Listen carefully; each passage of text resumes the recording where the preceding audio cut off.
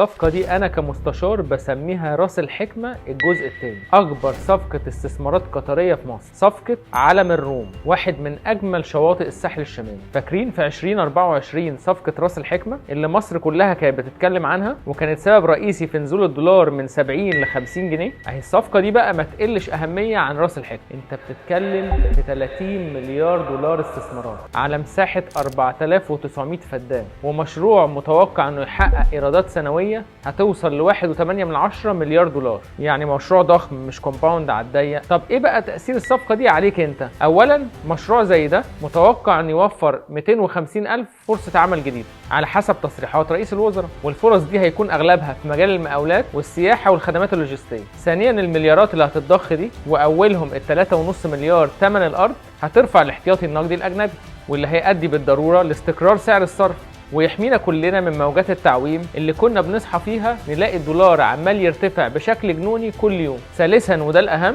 انه هيرفع قيمة الاستثمار في الساحل الشمالي، وكل ما تدخل دول وصناديق سيادية تستثمر فيه اكتر كل ما الاسعار هتفضل تعلى، زي ما حصل بعد صفقة راس الحكمة. والاسعار هتوصل لذروتها لما المشاريع دي كلها تشتغل. فنصيحتي ليك لو لسه بتشاور عقلك علشان تستثمر في الساحل، قدامك فرصة اخيرة، وافتكر دايما ان العقار هو الابن البار. وما تنساش تعمل فولو للمستشار عشان يوصلك اهم النصائح العقارية.